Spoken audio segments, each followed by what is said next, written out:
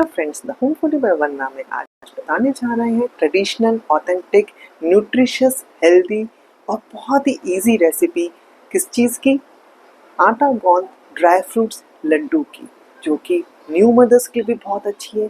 Energy boosters हैं ये, power house of energy है। सर्दियों में तो खास तौर पे सबको ज़रूर खाने चाहिए। तो चलिए लड्डू बनाने के लिए सारी सामग्री इकट्ठी कर लेते हैं।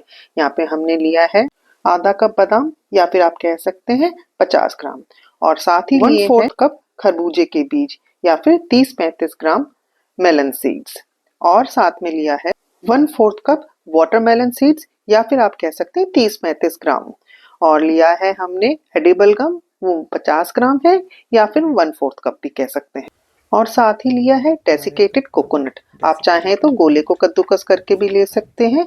ये मैंने 1 कप लिया है, लगभग वजन में 50-55 ग्राम है। और इसके साथ लिए हैं मैंने 1 कप फॉक्स नट्स, या फिर आप इनको मखाने भी कह सकते हैं।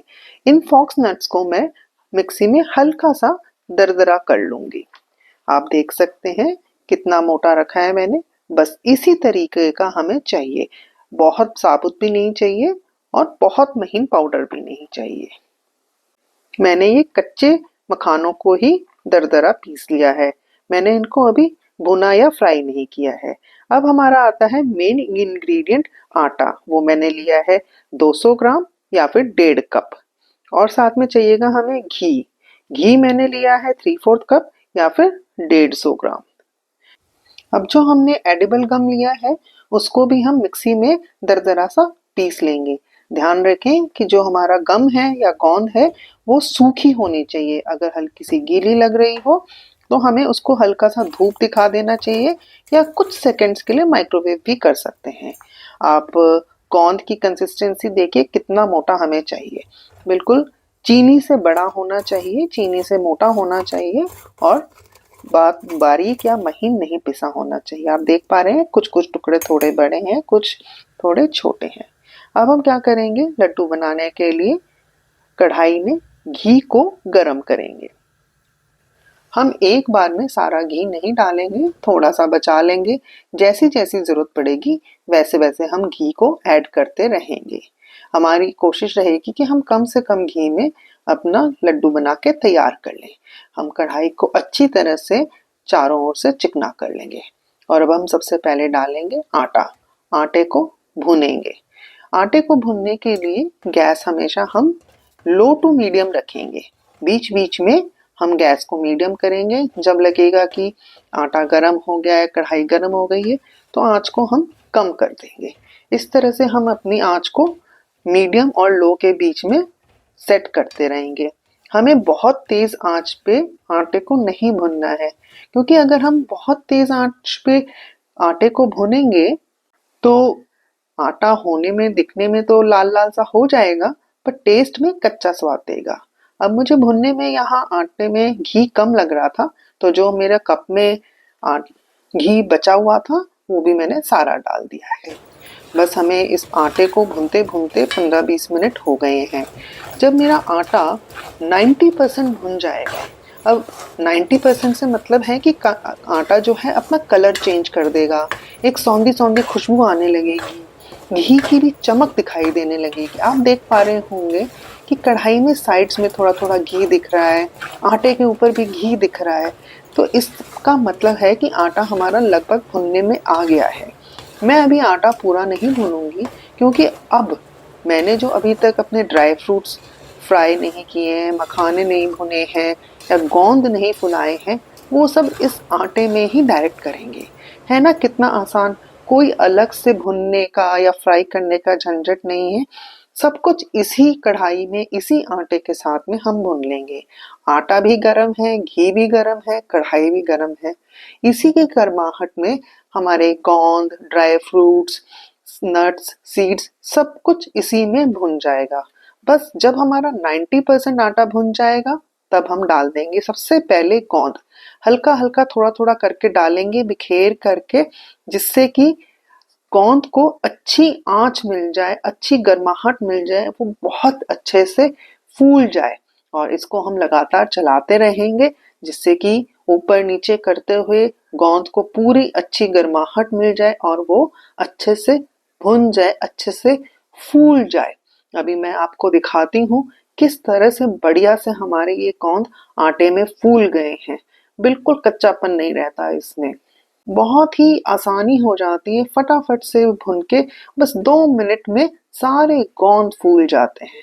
आप देख पा रहे होंगे छोटे छोटे से सफेद सफेद से दाने से दिख रहे हैं, वही हमारे फूले हुए गोंद है ना। कितना आसान कि बस आटे में आराम से ये गोंद हमारे फूल गए, अलग से फ्राई नहीं करना पड़ा। देखिए कितने बढ़िया क्रिस्प हो गए हैं, चम्मच से दबाया आराम से दब गए। इसके साथ साथ जो हमारे आटे में भुनावट में थोड़ी सी कसर थी वो भी इसमें भुनते जा रहे हैं। और अब हमने डाल दिया इसमें मखाने। मखाने को मैंने हल्का सा मिक्सी में क्रश कर ही लिया था। अब मखाने जो है ना, हमारा जो सारा एक्स्ट्रा घी सा था सारा एब्जॉर्ब कर लेंगे, साथ ही ये गर्माहट में घी में अच्छे से सिक भी जाएंगे, भुन जाएंगे। कोई कच्चापन नहीं रहेगा, अच्छी क्रिस्पनेस आ जाएगी इनमें। बस ये प्रोसेस जो है ना हमें फटाफट से करना है, इसमें हमें बिल्कुल ध्यान से करना है, बिल्कुल टाइम वेस्ट नहीं करना है। गोंद डाला, गोंद फटाफट से हो गए, फूल गए तो फटाक से हमने मखाने डाल दिए, मखाने क्रिस्प हो गए तो अब हम डाल देंगे बीज।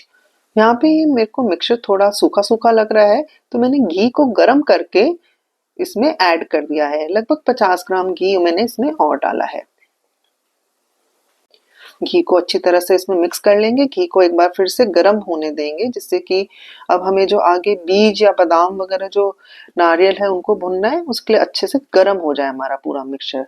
तो उसके बाद में अब मैंने डाल दिया है वाटरमेलन सीड्स, यानी कि तरबूज के बीज। इसको भी थोड़ी देर चटकने देंगे, 2-3 मिनट में ये अच्छे खासे चटक जाएंगे।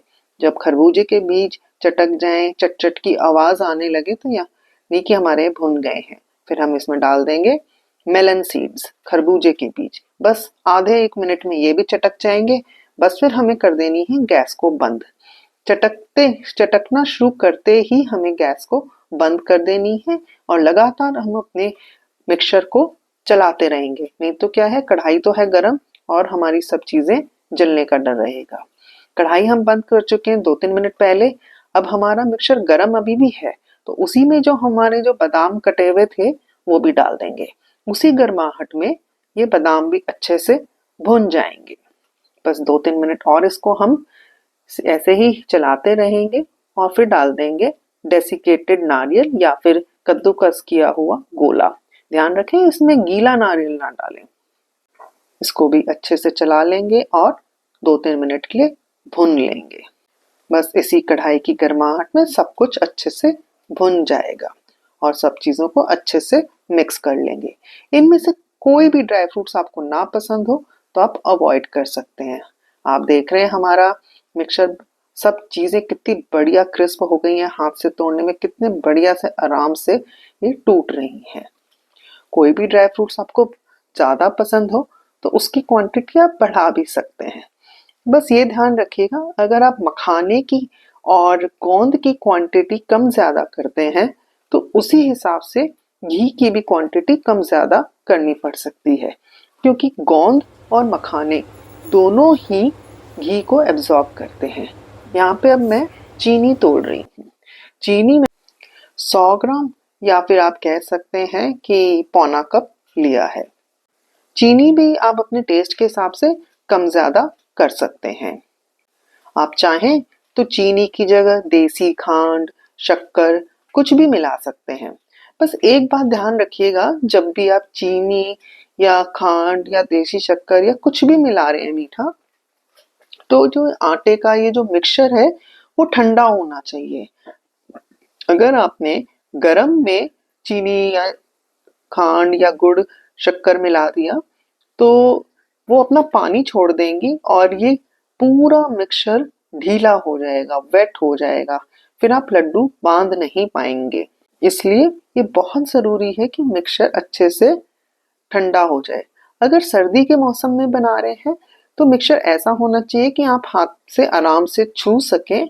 एकदम ठंडा कर लेंगे तो भी क्या होगा कि घी जम जाएगा, तो भी नहीं बंधेंगे लड्डू और गर्मियों में तो वैसे ही सब चीज़ गर्म रहती है, तो बिल्कुल नॉर्मल टेम्परेचर आए तब आप चीनी मिला दीजिए। और सर्दियों में चूंकि हमारे हाथ भी ठंडे होते हैं, बर्तन भी ठंडे होते हैं, तो हमें हल्का सा गरम चाहिए मिक्सचर, और तभी उसी स्टेज पे चीनी को अच्छे से मिला लेंगे, बिल्कुल अच्छे से। मतलब चीनी पिसी हुई होनी चाहिए, साबुत ना हो। उसको आप तोल करके बिल्कुल अच्छे से फिर मिलाएं, और फिर बस हाथों से गोल गोल बांध लें नींबू के साइज से, प्रेशर देते हुए, और सारे लड्डू बना लें। तो देखा आपने कितनी आसान सी रेसिपी है ये। एक ही कढ़ाई में हमने सारी चीज़ें एक साथ ही भून ली और फटाफट बन के लड्डू हो गए हैं तैयार। तो आप भी बनाइएगा और मुझे कमेंट में बताइएगा कि आपके लड्डू कैसे बने। और अगर रेसिपी अच्छी लगी हो तो एक लाइक करिएगा, औरों को भी शेयर करिएगा। अगर अभी तक आपने मेरे चैनल को सब्सक्राइब नहीं किया है तो सब्सक्राइब भी कीजिएगा। तो देखिए बन गए ना हमारे फटाफट से ये आटा गौंद के ड्राई फ्रूट्स लड्डू। तो आप भी ट्राई ज़रूर कीजिएगा। अगर कोई दिक्कत आती है तो आप मुझे कमेंट में पूछिएगा, मैं ज़रूर जवाब दूंगी। और हाँ, मेरे चैनल को अगर अभी तक सब्सक्राइब नहीं किया है तो सब्सक्राइब कीजिए भाई, तभी तो आप आगे मेरी और रेसिपीज़ भी देख पाएंगे।